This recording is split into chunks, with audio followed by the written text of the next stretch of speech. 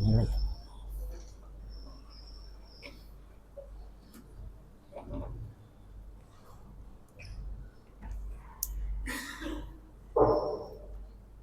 Oh.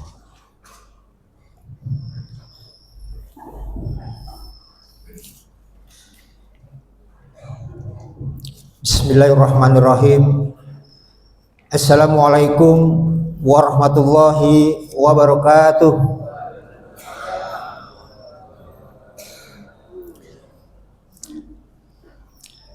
Alhamdulillah walladzi arsala rasulahu bil huda wa dinil haqq liyudhhirahu 'ala dini kullihi wa kafa billahi syahida. Asyhadu an la ilaha illallah wahdahu la syarikalah wa asyhadu anna sayyidana wa maulana Muhammadin wa ala alihi wa sahbihi ajma'in, amma ba'd. Bapak Ibu jamaah salat subuh yang semoga dirahmati oleh Allah, pada kesempatan kali ini saya akan menyampaikan sebuah hadis dari Rasulullah SAW kepada kita semua sebagai pengingat ketika beliau selesai perang Badar, perang terbesar pertama kali ketika beliau diangkat sebagai seorang rasul berperang melawan orang-orang kafir Quraisy. Waktu itu 1000 pasukan kafir Quraisy dengan persenjataan yang sangat lengkap melawan daripada pasukan Rasulullah SAW itu lebih kurang sekitar 300 dengan peralatan yang sangat sederhana.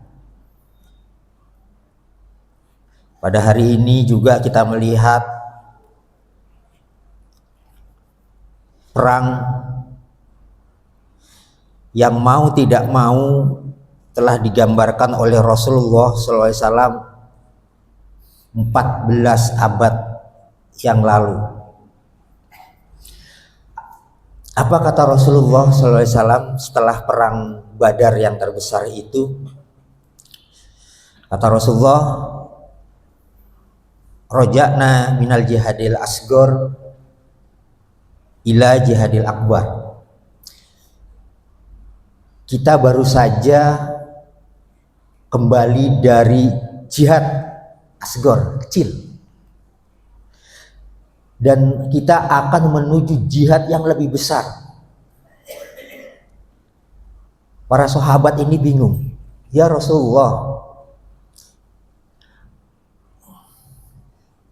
kila ayyul jihadil akbar ya Rasulullah, apa itu jihad yang besar ya Rasulullah? Kenapa sahabat bertanya begini kepada Rasulullah? Karena menurut para sahabat bahwa peperangan yang sangat dahsyat ini 300 melawan 1000 itu merupakan perang yang sangat besar, sementara kafir Quraisy dengan kekuatan yang cukup besar dan perlengkapan senjata yang sangat modern pada waktu itu melawan senjata yang seadanya dari orang-orang Muslim.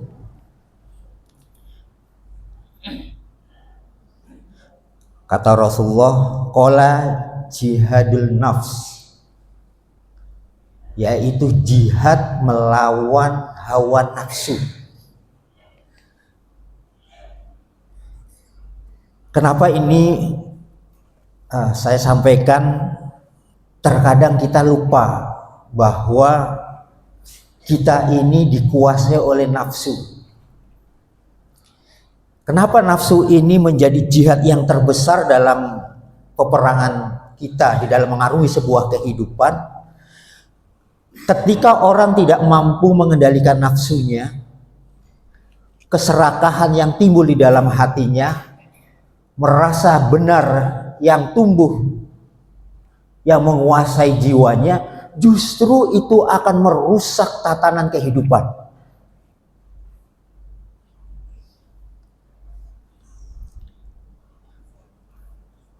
Kita banyak menyaksikan di kalangan lingkungan kita atau mungkin masyarakat kita, sepele sajalah ketika kita berkendara, kita sudah tahu bahwa itu lampu merah. Kita sudah sadar dan paham bahwa lampu merah itu menandakan kita harus berhenti ketika kita naik kendaraan. Tapi ada di antara kita yang menerobos lampu itu sehingga membahayakan yang lain. Ketika diperingatkan bahwa itu salah, justru yang melanggar itu lebih galak,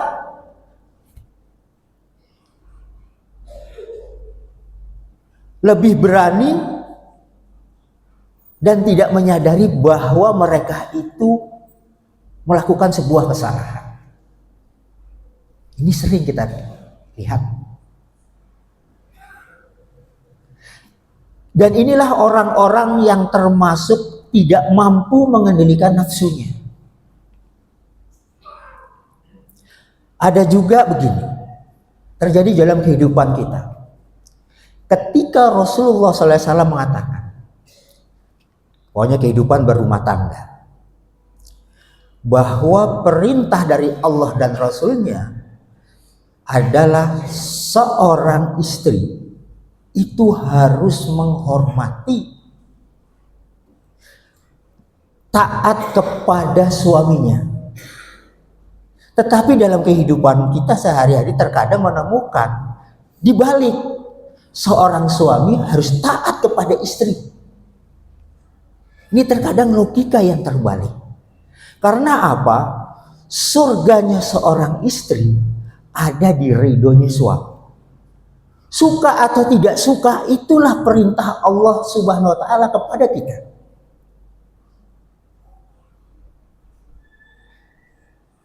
Dan yang terjadi juga di lingkungan yang lebih besar lagi, itu juga karena nafsu. Terjadi peperangan saat ini juga demikian, karena ego yang tidak mampu dikendalikan, keserakahan yang timbul di dalam jiwanya, sehingga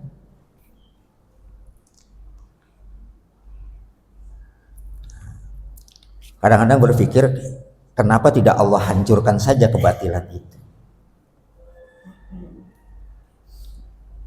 Kembali lagi bahwa disitulah Allah akan menguji keimanan kita, ketakwaan kita pada Allah Subhanahu wa taala, sampai sejauh mana engkau mampu untuk mempertahankan keimanan.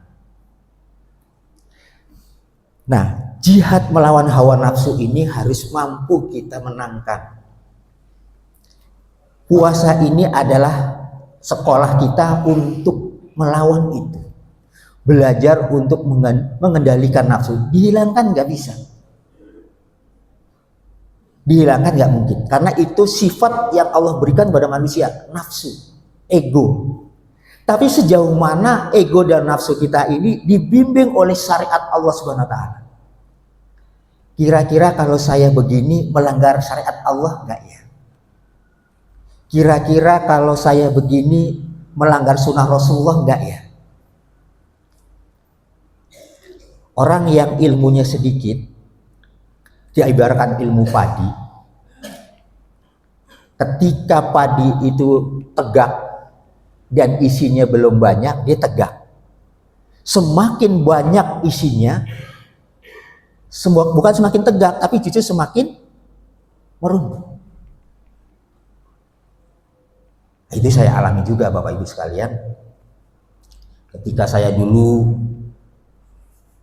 baru membaca 1-2 buku, 2-3 kitab, merasa paling paham, paling tahu, paling mengerti.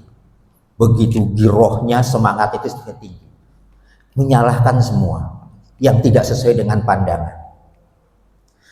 Tapi ketika kita semakin banyak membaca dan semakin banyak belajar, banyak memahami, justru disitulah letaknya kita harus semakin bijak dalam menghadapi sebuah kehidupan. Ketika emosi, ketika kemarahan sudah semakin puncak, disitulah kita harus semakin sadar bahwa kita harus kembali kepada Allah Subhanahu wa Ta'ala. Oh iya, saya sedang dikuasai oleh nafsu kita. Hati-hati, kenapa?